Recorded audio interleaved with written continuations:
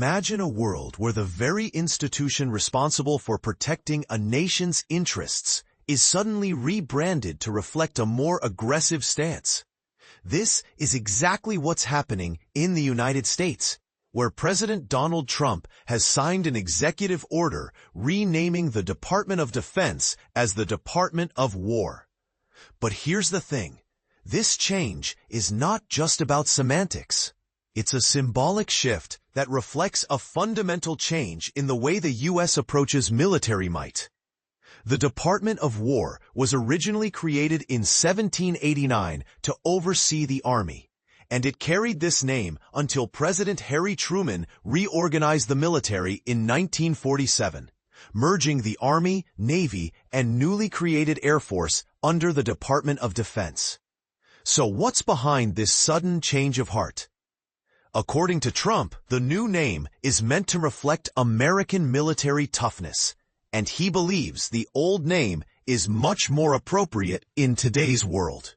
But is this really just about toughness, or is there something more at play? Trump has been vocal about his dissatisfaction with the current state of the military, arguing that the defense title is woke, and that the U.S. needs to project a stronger image on the world stage.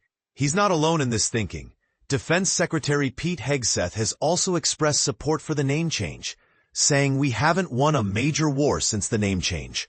We're going to go on offense. Not just on defense. But not everyone is convinced that this change is a good idea.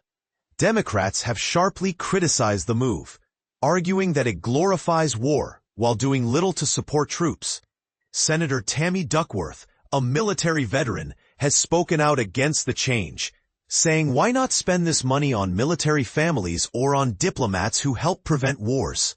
Trump would rather use the military for political points than strengthen national security or support our service members.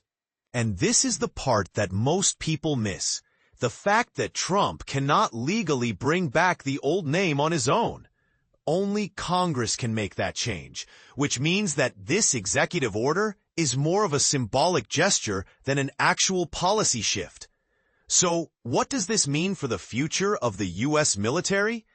The order does allow the Department of War to be used as a secondary title for the agency, and Hegseth will be able to identify himself as Secretary of War in official documents and ceremonies.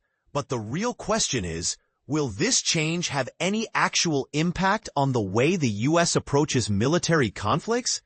Or is it just a cosmetic change designed to appeal to Trump's base? The answer to that question remains to be seen. But one thing is certain. This move has sparked a heated debate about the role of the military in American society. And this is where it gets controversial.